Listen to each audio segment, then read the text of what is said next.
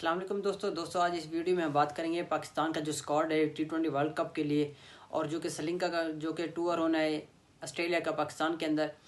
जो भी मतलब स्क्वाड अनाउंस होगा 15 को होगा, शायद हो जाए होपफुली। लेकिन सबसे पहले जो कि आईसीसी ने जो कि आईसीसी को स्क्वाड अनाउंस मतलब जो कि जमा करवाया गया उस हवाले से इसमें बातचीत करेंगे। और जो जो मतलब स्क्वाड में प्लेयर हैं उनके स्टैट्स के बारे में भी थोड़ी बहुत बातचीत कर लेंगे। लेकिन सबसे पहले हम एक नज़र स्क्वाड पे डालते हैं, उसके बाद हम उनके स्टैट्स पे जाएंगे। तो स्क्वाड में सबसे पहले सैम अयूब, साहिबजादा फरहान, बाबर आजम, फ़खर जमान, उसके बाद सलेमान अलियागा, फिर उस्मान खान, ख्वाजा नाफे का भी मतलब बताया जा रहा है कि ये भी स्क्वाड का हिस्सा होंगे क्योंकि उस्मान खान की परफॉर्मेंस नहीं है। उसके साथ फिर शादाब खान, दामाद जी भी ऑब्वियसली वो तो होंगे ही। तो उसके बाद फ़हीम अशरफ, शाहीन शाह अफरीदी, हारिस रऊफ़, फिर उसके साथ ही नसीम शाह, अबरार, उस्मान तारिक, वसीम जूनियर। उसके साथ ही मतलब 3 प्लेयर जिनको मतलब रिज़र्व में रखा गया उनमें वसीम जूनियर है, उस्मान तारिक है, अब्दुल समद का भी कहा जा रहा है कि भी ये भी स्क्वाड में होंगे। लेकिन सबसे पहले हम नज़र डालेंगे कि भी जो जो मतलब T20 वर्ल्ड कप खेलने हमारे प्लेयर जा रहे हैं उनके स्टैट्स क्या हैं, उन्होंने कितने मैचेस खेले हैं और कितने मैचेस में कितनी 50 हैं और उनके कितने रन्स हैं। तो सबसे पहले सैम अयूब के 58 मैचेस हैं, मतलब इंटरनेशनल T20 की बात कर रहा हूँ। उसमें उस बंदे की सिर्फ और सिर्फ 4 सेंचुरी स्कोर है। मतलब एक प्लेयर है 58 मैचेस इंटरनेशनल मैचेस खेल चुका है और उस बंदे के मतलब सिर्फ और सिर्फ 4 50s हैं। ये आपके ख्याल से ये नाइंसाफ़ी नहीं है? मतलब एक प्लेयर को इतना ज़्यादा मौका क्यों दिया जा रहा है? अगर सैम अयूब की मैं रन्स की बात करूँ, टोटल मतलब जो कि इसने इंटरनेशनल क्रिकेट में बनाए हैं T20 फॉर्मेट में, उसने 1109 रन्स बनाए और इसका जो हाईएस्ट रन्स है वो 98 है। उसकी सेंचुरी स्कोर नहीं हुई थी तो इसका हाईएस्ट रन्स यही रह चुका है 98। उसके बाद साहिबजादा फरहान तो मतलब कब से इसकी हाइप तो बन चुकी है कि भाई ये छक्के मारते, ये करता है, वो करते है। लेकिन इस भाई के मतलब थोड़े स्टैट्स पे नज़र डालें तो इसने T20 के इंटरनेशनल मैचेस में 37 मैचेस इसने खेले हैं और इसके जो स्कोर हैं वो है 917, 917 रन इस बंदे ने बनाए हैं मतलब 37 मैचेस में। ये कुछ बेहतर है।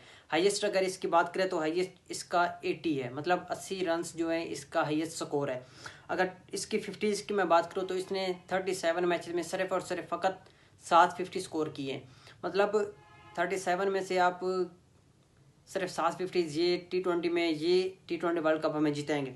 तो उसके बाद नंबर 3 पे बाबर आजम के इंटरनेशनल मैचेस में T20 कैरियर की मैं बात कर रहा हूँ तो उसमें बाबर आजम के हैं 136 मैचेस और 136 मैचेस के साथ साथ बाबर आजम टॉप स्कोरर है। मतलब in the world, in the history T20 की अगर आप उठा के देख लें, बाबर आजम वो वह प्लेयर है जिसके T20 के अंदर सबसे ज़्यादा रन्स है। फिर लोग कहेंगे कि भाई वार्नर गुजर चुका है, फिलां गुजर चुका है, फिलां प्लेयर गुजर चुका है, कोहली गुजर चुका है, रोहित शर्मा गैस रोहित के दूसरे नंबर पे रन्स है। फिर जो विराट कोहली द लेजेंड है उसके तीसरे नंबर पे। विराट की जो ज़्यादातर सेंचुरी, ज़्यादातर हाइप बनी हुई है वो इसकी बनी हुई है ओडीआई के अंदर।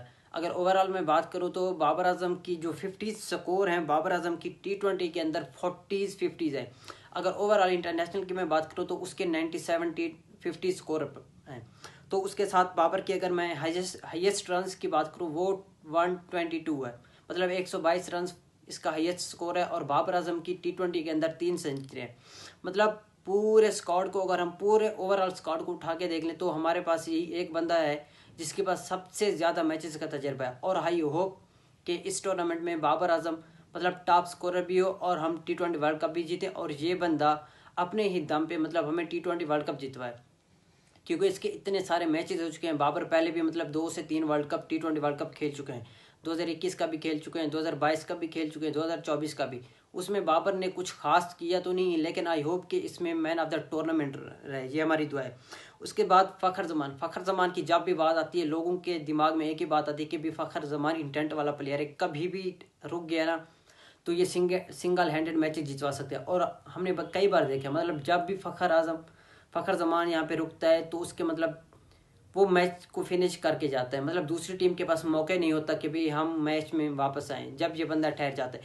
तो फ़खर जमान की मैं बात करूँ तो इस बंदे की 115 मैचेज़ हैं T20 के अंदर, और इसके रन हैं 2365, और हाईएस्ट रन अगर उठा के देख लें तो फ़खर जमान का 91 है। फ़खर जमान के मतलब 114 मैचेस 115 मैचेस के अंदर फ़खर जमान के 11 50 है। और सबसे ज़्यादा चूरन जो बेचा है पाकिस्तानी क्रिकेट टीम को वो फ़खर जमान ने बेचा है। फ़खर जमान की एवरेज उठा के देखे तो फ़कत 20.64 की है। मतलब 20 की एवरेज से वो बंदा T20 मैचेस खेल रहा है। उसको हमने रखा क्यों है कि भी इंटेंट है तो मतलब कभी भी फ़खर जमान ठहर गया तो सिंगल हैंडेड ये मैच जितवा सकता है। उसके बाद कप्तान सलमान अली आगा के जो मैचेस हैं वो हैं 42, 736 रन हैं, और हाईएस्ट इसका 63 है। और इसकी अगर 50s की मैं बात करूं तो उसकी 50s में मैं फ़कत और फ़कत मतलब 5 50s आती हैं। मतलब 42 मैचेस में इस बंदे की सिर्फ 5 50s है। इससे तो साहिबजादा फरहान भी सही है। तो उसके बाद उस्मान खान के 29 मैचेस हैं, सिर्फ और सिर्फ 343 रन हैं इस बंदे के। मैं तो कई बार कह चुका हूँ कि भाई हम पाकिस्तानी जितने भी हैं हम चंदा इकट्ठा करके इसको भेज देते हैं। इसका जो हाईएस्ट है वो है 52, सिर्फ और सिर्फ मतलब एक इस बंदे की 50 है। मतलब इतने सारे मैचेस खेलने के बावजूद फिर लोग कहेंगे कि भाई ये नंबर 4 पे आता है, नंबर 5 पे आता है, कभी नंबर 6 पे आता है। जब भी नंबर 5 नंबर 6 पे आता है तो मतलब वहाँ पे भी इसके पास बहुत सारे मौके होते हैं। कई बार हमारी बैटिंग लाइन फ्लॉप हुई है और ये बंदा मतलब पावर प्ले के अंदर भी कई बार आ चुका है। चलो खैर कोई बात नहीं। इसके बाद ख्वाजा नाफे का कहा जा रहा है कि भाई ये भी स्क्वाड का हिस्सा है। इस बंदे ने एक मैच खेला है, बहुत बहुत इम्प्रेस किया। मतलब हर बंदे को इसने अपनी बैटिंग से इम्प्रेस किया। बेशक उसने 26 रन बनाए, लेकिन वो जिस इंटेंट से बैटिंग कर रहा था वो कमाल की बैटिंग कर रहा था, और कीपिंग भी बेहतरीन कर रहा था। मतलब उस्मान खान से कई हिस्से ये बेहतर हो सकता है। फिर शादाब खान के 114 मैचेस है। 114 मैचेस के अंदर इसके 816 रन है। और 50 स्कोर की बात करूँ तो उसकी 150 है। वो भी इसने वर्ल्ड कप के अंदर अगेंस्ट साउथ अफ्रीका स्कोर किया था। तो अगर शादाब का मतलब हाईएस्ट चेक कर लें तो वो 52 है। क्योंकि शादाब ऑलराउंडर है तो यहाँ पे मैं इनके विकेटों की भी बात करता जाऊँगा। शादाब खान की 114 मैचेस के अंदर 114 विकेट इंटरनेशनल। मतलब इस बंदे ने और फ़खर जमान ने पाकिस्तान को सही बेहतर तरीके से चूरन बेचा है, और अपनी हैप तो कुछ खास दिखाई नहीं है। तो मतलब किसी मैच में 2-3 विकेटें ले लेते हैं, तो अगले मैच में ये शादाब की बात करूं तो ये 40-50 रन खा के कोई विकेट नहीं लेता। उसके बाद मोहम्मद नवाज 88 मैचेस 867 रन, मतलब 867 रन है इस बंदे के। और अगर इसके विकेटों की मैं बात करूं तो मतलब इसने भी अच्छे खासे मैचेस भी खेले हुए हैं, लेकिन विकेटें भी इसकी अच्छी हैं। तो इसने 87 मैच मतलब 87 विकेटें इसने हासिल की हुई है। उसके बाद है फ़हीम अशरफ ने 50 T20 मैचेस खेले हैं पाकिस्तान की तरफ से, 330 रन है फ़कत। और इसका हाईएस्ट अगर आप उठा के देखें, हाईएस्ट भी 41 है, और इसकी विकेटें हैं 39। मतलब 50 मैचेस में सिर्फ और सिर्फ 39 विकेटें हैं। उसके बाद हारिस रऊफ की 94 मैचेस हो चुके हैं T20 के अंदर।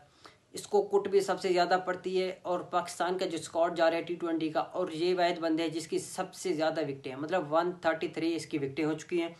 और उसके बाद शाहीन की 96 मैचेस हैं। मतलब T20 में 96 मैचेस खेल चुका है, 126 विकेटें ले चुका है। अगर ओवरऑल इसके विकेटें उठा के देख लें, मुझे लगता है 50+ ये वाहिद बॉलर है पाकिस्तान की तरफ से, पाकिस्तान के पूरी दुनिया की तरफ से ये वाहिद बॉलर है जिसके मतलब पहले ही ओवर में 50+ विकेटें हैं, वो भी T20 के अंदर। तो उसके बाद आते हैं नसीम शाह को मतलब रन्स भी पड़ते हैं। इस भाई को कहते हैं कि विकेटें भी बहुत कम मिलती है। तो 34 मैचेस में इस बंदे के 60 विकेटें हैं।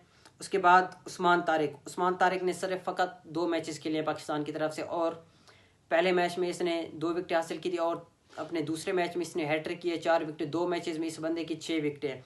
उसके बाद अबरार के 31 मैचेस हो चुके हैं T20 के अंदर, और इसकी विकेटें कितनी हैं? 40। मतलब लोग कहते हैं कि अबरार हर मैच में 3-4 विकेटें लेता है, ये हमारा विकेट टेकर है। यार अगर ओवरऑल देखा जाए तो मतलब 31 मैचेस में 40 विकेटें कोई ज़्यादा नहीं है। इससे बेहतर तो मतलब उस्मान तारिक है, उसकी 2 मैचेस में 6 विकेटें हैं। उसके बाद वसीम जूनियर जिसने हमें हाल ही में, अगर नहीं याद तो लास्ट T20 मैच उठा के देख लें, 34 मैचेस खेले इसने पाकिस्तान की तरफ से इंटरनेशनल T20। तो इसकी विकेटें हैं 52। और उसके बाद मैं बात करता हूँ, अब बात ही क्या करनी है, अगर ओवरऑल अब हम स्क्वाड को एक बार फिर से देखें कि हमारा जो स्क्वाड है किस हिसाब से बेहतर हो सकता है। तो सबसे पहले तो मैं मतलब बैटिंग पे आता हूँ। बैटिंग पे अगर साहिबजादा फरहान और सैम अयूब का बल्ला चल पड़ता है तो फिर तो मतलब मज़े ही मज़े हैं। अगर बैटिंग फ्लॉप होती है तो नंबर 3 पे खेलते हैं बाबर आजम। बाबर आजम मतलब अगर विकेट पे टिक गए तो दूसरे एंड पे जो प्लेयर ठहरा होता है वो रन स्कोर कर सकता है, बाबर खुद भी स्कोर कर सकता है। आई होप कि बाबर इस बार अच्छा खेले, आई होप, क्योंकि अगर बाबर की रिसेंट फॉर्म देख लें वो बहुत ही घटिया मतलब घटिया परफॉर्मेंस जा रही है। BBL में मतलब 7 मैचेस खेल चुका है, सिर्फ फ़कत 2 50s आई है। वो 2 50s भी मतलब इसकी विनिंग कॉज में आई है। मतलब एक में इसने मैच फिनिश किया था, पहली 50 जिसमें की थी उसमें भी मतलब ये विकेट पे ठहरा रहे तो रन्स बने, दूसरी तरफ से मतलब बैटिंग फ्लॉप ही जा रही थी। मतलब बाबर का जो रोल है वो एंकर का रोल है। बेहतर यही है कि बाबर कोई शॉट न मारे। बेशक बाबर अगर 50 गेंदों पे 50 रन भी बना रहे हैं इसमें कोई मसला नहीं।